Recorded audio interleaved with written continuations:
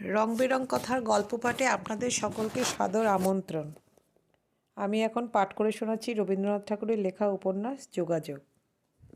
আজ 28 পর্ব।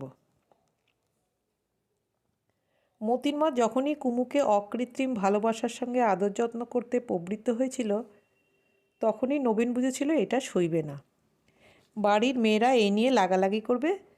নবীন ভাবলে সেই রকমের একটা কিছু ঘটেছে, কিন্তু মধুসূদনের আন্দাজি অভিযোগ সম্বন্ধে প্রতিবাদ করে কোনো লাভ নেই, তাতে জেদ বাড়িয়ে দেওয়া হয়। ব্যাপারটা কি হয়েছে মধুসূদন তা স্পষ্ট করে বললে না, বোধ করি বলতে লজ্জা করছিল। কি করতে হবে তাও রইল অস্পষ্ট। কেবল ওর মধ্যে যেটুকু স্পষ্ট সে হচ্ছে এই যে সমস্ত দায়িত্বটা মেজ বউয়ের, সুতরাং দাম্পত্যের আপেক্ষিক মর্যাদা অনুসারে জবাবদিহির লেজা মুড়োর মধ্যে মুড়োর দিকটাই নবীনের ভাগ্যে। নবীন গিয়ে মতির মাকে বললে, একটা ফ্যাসাদ বেঁধেছে। কেন, কি হয়েছে?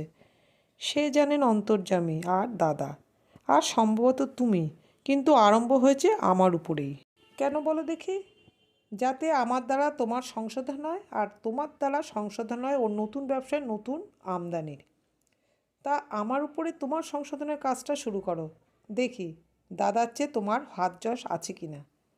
নবীন কাতর হয়ে বললে, দাদার উড়ে চাকরটা ওর দামি ডিনার সেটের একটা পিরিচ ভেঙেছিল, তার জরিমানার প্রধান অংশ আমাকেই দিতে হয়েছে, জানো তো, কেননা জিনিসগুলো আমারই জিম্মে। কিন্তু এবারে যে জিনিসটা ঘরে এলো সেও কি আমার জিম্মে? তবু জরিমানাটা তোমাতে আমাকে বাটোয়ারা করে দিতে হবে। অতএব যা করতে হয় করো, আমাকে আর দুঃখ দিও না মেজবউ। জরিমানা বলতে কি বোঝায় শুনি? রজবপুরে চালান করে দেবেন। মাঝে মাঝে তো সেই রকম ভয় দেখান। ভয় পাও বলেই ভয় দেখান? একবার তো পাঠিয়েছিলেন, আবার রেল ভাড়া দিয়ে ফিরিয়ে আনতে হয়নি? তোমার দাদা রেগো হিসেবে ভুল করেন না, জানেন আমাকে ঘরকন্যা থেকে বরখাস্ত করলে সেটা একটুও সস্তা হবে না, আর যদি কোথাও এক পয়সাও লোকসান হয় সে ঠকাও সইবে না। বুঝলুম, এখন কি করতে হবে বলো না। তোমার দাদাকে বলো যত বড় রাজাই হন না, মাইনে করে লোক রেখে রানীর মান ভাঙাতে পারবেন না। মানের বোঝা নিজেকেই মাথায় করে নামাতে হবে। বাসরঘরের ব্যাপারে মুটে ডাকতে বারণ করো। মেজ বউ, উপদেশ তাকে দেবার জন্য আমার দরকার হবে না, দুদিন বাদে নিজেরই হুঁশ হবে। ইতিমধ্যে দ্যুতিগিরির কাজটা করো, ফল হোক বা না হোক দেখাতে পারবো নিমককে সেটা চুপচাপ হজম করছি নে। মতির মা কুমুকে গেল খুঁজতে। জানতো সকালবেলা তাকে পাওয়া যাবে ছাদের উপরে, উঁচু প্রাচীর দেওয়া ছাদ, তার মাঝে মাঝে ঘুলঘুলি, এলোমেলো গোটাকতক টব, তাতে গাছ নেই। এক কোণে লোহার জাল দেওয়া একটা বড় ভাঙা চৌকো খাঁচা, তার কাঠের তলাটা প্রায় সবটা জীর্ণ। কোনো এক সময় খরগোশ কিংবা পায়রা এতে রাখা হতো। এখন আচার আমসত্ত্ব প্রভৃতিকে কাকের চৌর্যবৃত্তি থেকে বাঁচিয়ে রোদ্দুরে দেবার কাজে লাগে। এই ছাদ থেকে মাথার উপরকার আকাশ দেখতে পাওয়া যায়, দিগন্ত দেখা যায় না। পশ্চিম আকাশে একটা লোহার কারখানার চিমনি। যে দুদিন কুমু এই ছাদে বসেছে, ওই চিমনি থেকে উৎসারিত ধূমকুণ্ডলটাই তার একমাত্র দেখবার জিনিস ছিল। সমস্ত আকাশের মধ্যে ওই কেবল একটি যেন সজীব পদার্থ, কোন একটা আবেগে ফুলে ফুলে পাক দিয়ে দিয়ে উঠছে। পিলসুদ প্রভৃতি মাজা সেরে অন্ধকার থাকতেই স্নান করে পূর্ব দিকে মুখ করে কুমু ছাদে এসে বসেছে। ভিজে চুল পিঠের উপর এলিয়ে দেওয়া, সাজসজ্জার কোনো আভাসপত্র নেই। একখানি মোটা সুতোর সাদা শাড়ি, সরু কালো পাড়, আর শীত নিবারণের জন্য একটা মোটা এন্ডি রেশমের ওড়না। কিছুদিন থেকে প্রত্যাশিত প্রিয়তমের কাল্পনিক আদর্শকে অন্তরের মাঝখানে রেখে এই যুবতী আপন হৃদয়ের ক্ষুধা মেটাতে বসেছিল। তার যত পূজা, যত ব্রত, যত পুরাণ কাহিনী, সমস্তই এই কল্পমূর্তিকে সজীব করে রেখেছিল। সে ছিল অভিসারিণী তার মানস বৃন্দাবনে। ভোরে উঠে সে গান গেয়েছে রামকেলি রাগিণীতে। যে অনাগত মানুষটির উদ্দেশ্যে উঠছে তার আত্মনিবেদনের অর্ঘ্য, সম্মুখে এসে পৌঁছাবার আগেই সে যেন ওর কাছে প্রতিদিন তার পেয়ালা পাঠিয়ে দিয়েছে। বর্ষার রাত্রে খিড়কির বাগানের গাছগুলি অবিশ্রাম ধারাপতনের আঘাতে আপন পল্লবগুলিকে যখন উত্তোল করেছে, তখন কানাড়ার সুরে মনে পড়েছে তার ওই গান, বাজে ঝনঝন মেরে পায়েরিয়া কৈসে করো ঝাউ ঘরোয়ারে। আপন উদাস মনটার পায়ে পায়ে নুপুর বাজছে ঝনঝন। উদ্দেশ্যহারা পথে বেরিয়ে পড়েছে। কোনো কালে ফিরবে কেমন করে ঘরে? যাকে রূপে দেখবে এমনি করে কতদিন থেকে তাকে সুরে দেখতে পাচ্ছিল। নিগুড় আনন্দ বেদনার পরিপূর্ণতার দিনে যদি মনের মতো কাউকে দৈবাৎ সে কাছে পেত, তাহলে অন্তরের সমস্ত গুঞ্জরিত গানগুলি তখনই প্রাণ পেত রূপে। কোনো পথিক ওর দ্বারে এসে দাঁড়ালো না। কল্পনার নিভৃত নিকুঞ্জ গৃহে ও একেবারেই ছিল একলা। এমনকি ওর সমবয়সী সঙ্গিনীও বিশেষ কেউ ছিল না। তাই এতদিন শ্যামসুন্দরের পায়ের কাছে ওর নিরুদ্ধ ভালোবাসা পূজার ফুল আকারে আপন নিরুদ্দিষ্ট দ্বৈতের উদ্দেশ্য খুঁজেছে। সেই জন্যই ঘটক যখন বিবাহের প্রস্তাব নিয়ে এলো, কুমু তখন তার ঠাকুরেরই হুকুম চাইলে। জিজ্ঞেস করলে, এইবার তোমাকেই তো পাবো। অপরিচিতার ফুল বললে, এই তো পেয়েইছ। অন্তরের এতদিনের এত আয়োজন ব্যর্থ হলো। একেবারে ঠন করে উঠল পাথরটা।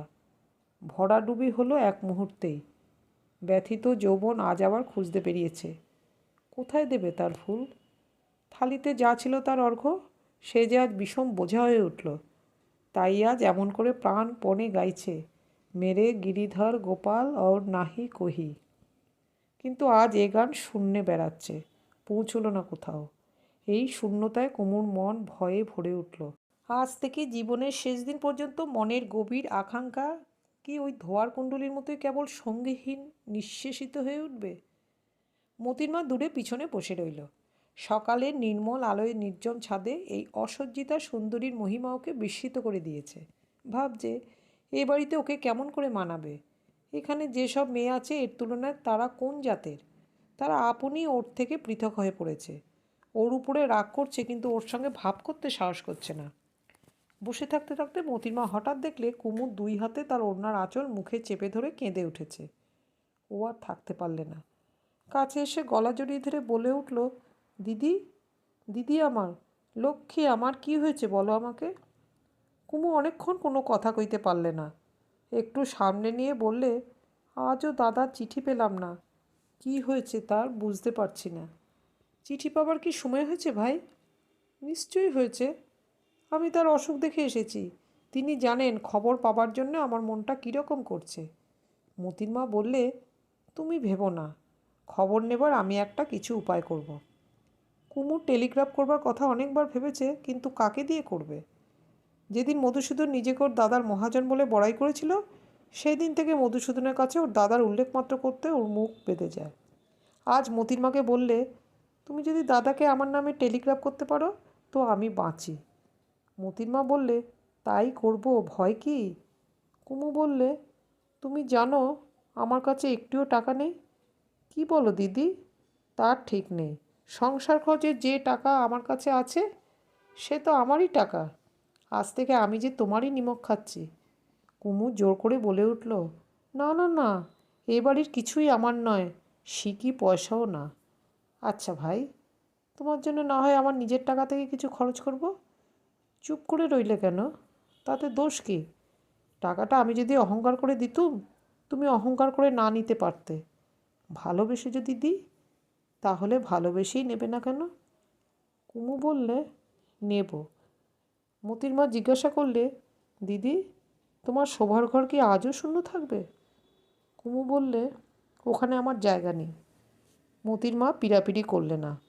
তার মনের ভাবখানা এই যে পিড়াপিড়ি করবার ভার আমার নয়, যার কাজ সে করুক। কেবল আস্তে আস্তে সে বললে, একটু দুধ এনে দেবো? কুমু বললে, এখন না, আর একটু পরে। তার ঠাকুরের সঙ্গে বোঝাপড়া করতে এখনও বাকি আছে। এখনও মনের মধ্যে কোনো জবাব পাচ্ছে না। মোতির মা আপন ঘরে গিয়ে নবীনকে ডেকে বললে, শোনো একটা কথা। বড় ঠাকুরের বাইরের ঘরে তার ডেস্কের উপর খোঁজ করে এসো গে, দিদির কোনো চিঠি এসেছে কি না। দেরাজ খুলেও দেখো। নবীন বললে, সর্বনাশ! তুমি যদি না যাও তো আমি যাব। এই যে ঝোপের ভিতর থেকে ভালুকের ছানা ধরতে পাঠানো। কর্তা গেছেন আপিসে, তার কাজ সেরে আসতে বেলা 1টা হবে এর মধ্যে। দেখো মেজো বউ, দিনের বেলা এ কাজ কিছুতেই আমার দ্বারা হবে না। এখন চারিদিকে লোকজন, আজ রাত্রে তোমার খবর দিতে পারবো। মোতির মা বললে, আচ্ছা তাই সই, কিন্তু নুরনগরে এখনই তাড় করে জানতে হবে বিপ্রদাসবাবু কেমন আছেন। বেশ কথা, তা দাদাকে জানিয়ে করতে হবে তো? না মেজো বউ, তুমি যে দেখি মরিয়া হয়ে উঠেছ। এই বাড়িতে টিকটিকি মাছি ধরতে পারে না কর্তার হুকুম ছাড়া। আর আমি দিদির নামে তার যাবে, তোমার তাতে কি? আমার হাত দিয়ে তো যাবে। বড় ঠাকুরের আপিসে ঢের তো রোজ দারোয়ানকে দিয়ে পাঠানো হয়, তার সঙ্গে এটা চালান দিও। এই নাও টাকা, দিদি দিয়েছেন। কুমুর সম্বন্ধে নবীনের মনও যদি করুণায় ব্যথিত না থাকতো, তাহলে এত বড় দুঃসাহসিক কাজের ভার সে কিছুতেই নিতে পারত না।